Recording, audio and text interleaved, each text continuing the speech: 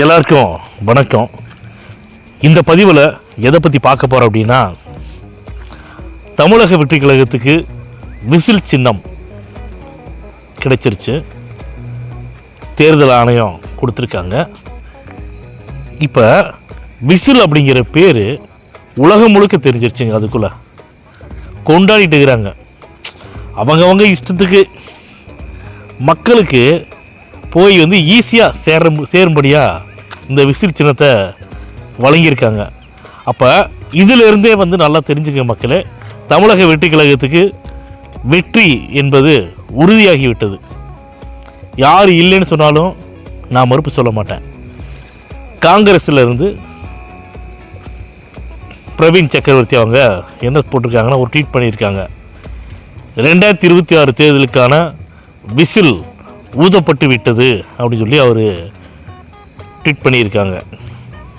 அதாவதுங்க, விஜய் அவர்களை எப்படியாவது முடக்கிடலாம், ஒழிச்சிடலான்னு சொல்லி திமுக ஆளுங்கட்சியாக இருக்கட்டும், யார் வேணாலும் நினச்சிட்டே இருக்கட்டும் இல்லைங்களா, விஜய் அவர்களை மிரட்டும்படியாக என்டிஏ கூட்டணிக்கு வர சொல்லி என்னென்ன மிரட்டல் கொடுக்குறாங்க, அவர் படத்தை வெளியிட விடாமல் எவ்வளோ தடவை பண்ணுறாங்க அப்படிங்கிறத தமிழக மக்கள் நல்லா தெளிவாக பார்த்துட்டு இருக்கிறாங்க. இந்த மாதிரியான ஒரு சூழ்நிலையில் விஜய் அவர்களை, அதாவதுங்க, கரூரில் 41 பேரை கொண்டாங்கல்ல, பிளான் பண்ணி தான் பண்ணினாங்க. பிளான் பண்ணாமல் அவங்க பண்ணவே இல்லையே. அவ்வளவு தொண்டர்கள் வந்த இடத்துல ஒரு பாதுகாப்பு கொடுக்க தவறிய இந்த தமிழக அரசு நல்லா பிளான் பண்ணி தான் பண்ணினாங்க அப்படிங்கிறது எல்லாத்துக்குமே தெரியும்.